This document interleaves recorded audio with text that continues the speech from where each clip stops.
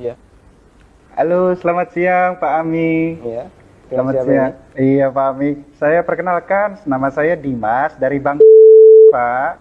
Ada apa Mas? Boleh minta waktunya 2 menit sebentar aja Pak. Saya ada kabar gembira buat Pak Ami. 2 menit ya? Iya, monggo. Begini Pak, ceritanya saya ingin menawarkan ada produk kami yang terbaru, Credit Card Platinum kami untuk Bapak. Kebetulan Bapak yang terpilih jadi calon nasabah kami. Cashback, melakukan pencairan dana tunai 30 juta, 2 hari Pak pencairannya. Gimana Pak? Bapak tertarik? Apalagi ini belum ada bebasan annual fee tahunannya Pak. Baik. Sebelumnya saya boleh tanya dulu ya? Boleh Pak? Nggak masalah ya? Baik. Mas Dimas Muslim? Saya, iya Pak, betul Pak. Muslim ya, Alhamdulillah ya. Kita sama-sama Muslim. Iya Pak. Mas Dimas pernah dengar nggak tentang riba? Iya, pernah dengar. Pernah dengar ya? Iya. Pernah kebayang bahaya riba nggak? Bahaya riba? Iya tahu Pak. Mungkin pernah dengar hadisnya atau ayat Qur'annya? Pak, Pernah. tapi Pak, bagaimana? Masih tertarik Pak dengan kartu kredit platinum kami Pak? Nanti kita lanjutkan. Saya boleh cerita dulu?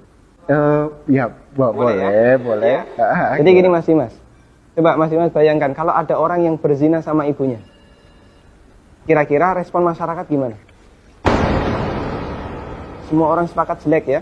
Gimana? Maksudnya gimana Pak? Kalau misalnya ada orang yang berzina sama ibunya, semua orang akan menganggap dia melakukan perbuatan yang maksiat. Ya bejat itu Pak. Wah, bejat sekali ya. Bejat Pak. Baik, kita sama-sama sepakat untuk itu. Iya. Begini, Nabi SAW menyebut bahwasanya riba itu ada 73 pintu. Pintu yang paling ringan, kata Nabi SAW, dosa riba itu seperti berzina sama ibunya, Mas. Itu nilai dosa riba yang paling ringan. Coba kalau Anda tadi tawarkan 30 juta, itu berapa nilai ribanya? Ya, tapi kan... Saya lanjutkan boleh?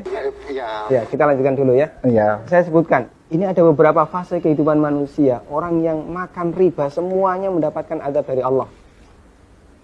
Pertama, ketika di dunia, orang yang makan riba itu ditantang perang oleh Allah. Coba Mas bayangkan. Kata Allah Subhanahu wa taala, ya ayyuhalladzina amanu taqullaha wa dharu ma baqiya minar riba. Wahai orang yang beriman, bertakwalah kepada Allah dan tinggalkan semua bentuk riba. Fa in lam taf'alu fa'dzanu biharbi minallahi wa rasulih. Kalau kamu masih ngeyel, nggak mau meninggalkan riba, umumkan perang dengan Allah dan Rasulnya. Coba, kalau kita ditantang perang oleh Allah dan Rasulnya, kira-kira ada nggak peluang untuk menang? Nggak ada ya? Ampun Pak. Ini yang pertama. Yang kedua, orang yang mati dalam kondisi membawa dosa riba, makan riba, nanti dia akan dihukum di kuburan dalam bentuk berenang di sungai darah. Masya Allah, berenang di sungai darah. Kata Nabi SAW, beliau pernah menceritakan mimpinya, dan mimpi beliau itu wahyu. Nabi SAW pernah melihat ada orang yang berenang di sungai darah, kemudian di tepi sungai ada orang yang membawa batu. Setiap orang ini berenang menepi, dilempari batu ke mulutnya, kemudian balik ke tengah. Ini yang kedua. Di alam kubur, dia mendapatkan azab berupa berenang di sungai darah. Yang ketiga. Masih ada yang ketiga Pak? Iya. Siap mendengar? Masih sanggup mendengarkan? Iya Pak. Iya, tapi saya lanjutkan ya. Iya Pak. Yang ketiga.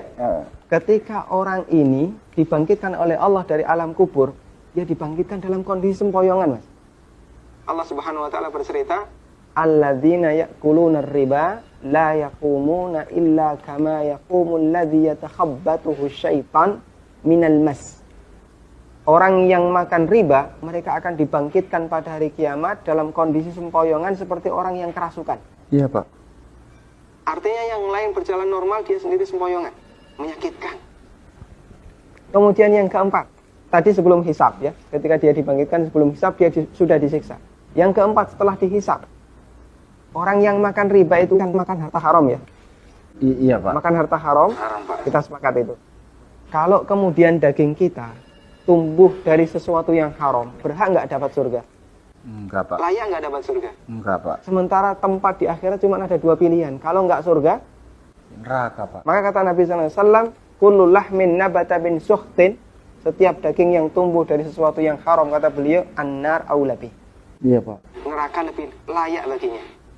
Coba Mas Dimas bisa perhatikan, dalam 4 fase kehidupan orang yang makan riba itu semuanya sengsara. Ketika masih hidup di dunia dia ditantang perang oleh Allah. Ketika mati dia berenang di sungai darah. Iya Pak. ketika dibangkitkan dalam kondisi sempoyongan, setelah hisab dia ditempatkan di neraka. Iya Pak. Masya Allah. Masih ada tawaran yang lain? Ampun Pak. Masih dilanjutkan? Saya ampun Pak. Mas Dimas bisa renungkan Iya Pak. beberapa poin yang tadi saya sampaikan. Iya Pak. Nanti kalau misalnya ada sesuatu yang belum jelas, tidak masalah, hubungi saya lagi. Iya Pak. Kita akan lanjutkan diskusi tentang riba. Iya Pak. Bisa? Bisa Pak. Ya, terima kasih ya. Assalamualaikum. Waalaikumsalam.